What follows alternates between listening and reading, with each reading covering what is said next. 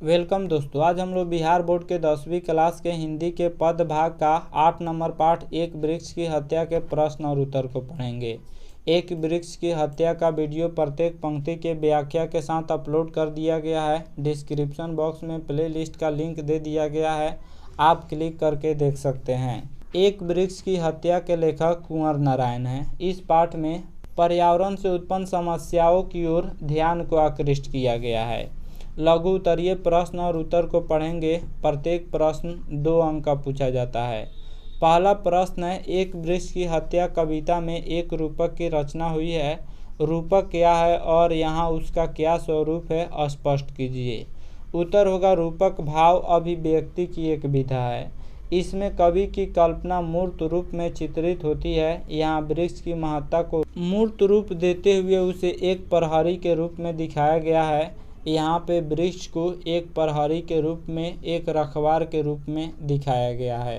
अगला प्रश्न है, एक वृक्ष की हत्या कविता विश्व की किस समस्याओं को उजागर करती है। इसका उत्तर होगा, एक वृक्ष की हत्या कविता संसार की पर्यावरण समस्या को उजागर कर रही है। वन विनाश के कारण पर्यावरण दूषित हो रहा है, जो अंततः मनुष्य के विनाश का कारण बन सकता है। अगर वन विनाश लगातार जारी रहेगा तो मानव सभ्यता इस पृथ्वी से नष्ट हो जाएगी। अगला प्रश्न है, घर, शहर और देश के बाद कवि किन चीज़ों को बचाने की बात करता है और क्यों। इसका उत्तर है, घर, शहर और देश के बाद कवि नदियों, हवा, भोजन, जंगल एवं मनुष्य को बचाने की बात करता है, क्योंकि नदियाँ, हवा, अन्न, फल फूल जीवनदायक हैं। इनकी रक्षा नहीं होगी तो मनुष्य के स्वास्थ्य की रक्षा नहीं हो सकती है और धीरे धीरे मानव सभ्यता समाप्ति के कगार पर आ जाएगी। इसलिए कवि ने इस कविता के माध्यम से पर्यावरण को बचाने की बात कही हुई है। अगला प्रश्न है, कवि को वृक्ष बूढ़ा चौकीदार क्यों लगता है। यह देखिए बहुत बार पूछा जा चुका है। इसका उत्तर होगा, कवि एक वृक्ष के बहाने प्राचीन सभ्यता, संस्कृति एवं पर्यावरण की रक्षा की चर्चा की है। वृक्ष मनुष्यता, पर्यावरण एवं सभ्यता की प्रहरी है, यानी रखवार है।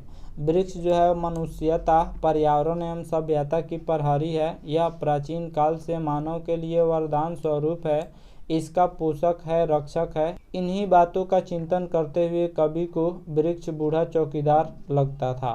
जिस तरह चौकीदार जो होते हैं वह किसी भी वस्तु की रक्षा करते हैं, उसी तरह पेड़ जो होता है वह मनुष्यों को रक्षा करता है, पर्यावरण को शुद्ध बनाता है।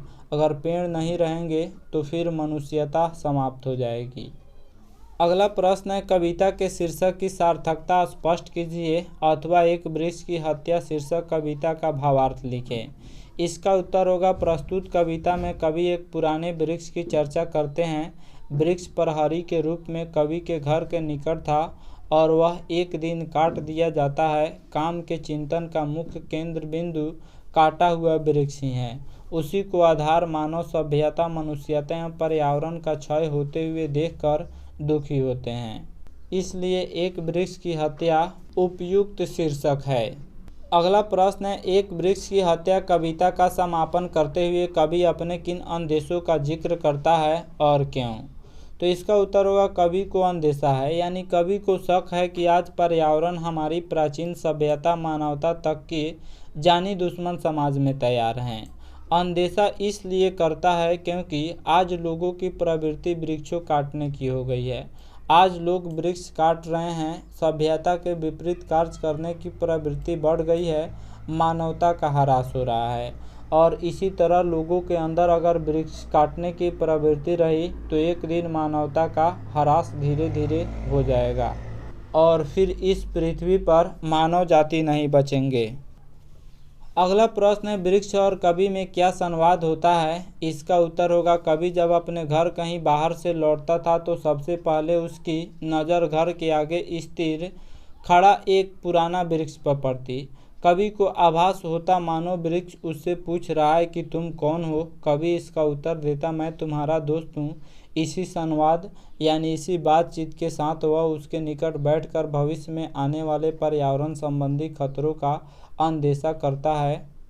कवि कहीं से भी आते थे तो उन्हें ऐसा प्रतीत हो रहा होता है कि वृक्ष उससे पूछ रहा है कि तुम कौन हो। तो कवि इसका जवाब देते, मैं तुम्हारा दोस्त हूँ। और उस पेड़ के नीचे यह सोचने लगते कि अगर इस वृक्ष को काट दिया जाएगा तो आने वाले समय में पर्यावरण संबंधी बहुत सारी खतराएं बढ़ जाएंगी। तो ये था एक वृक्ष की हत्या के प्रमुख प्रश्न और उत्तर। आशा करता हूँ यह वीडियो आप सब किसी को काफ़ी पसंद आया होगा। हमारे चैनल को सब्सक्राइब करें, इस वीडियो को लाइक करें तथा अधिक से अधिक शेयर करें। Thanks for watching my video.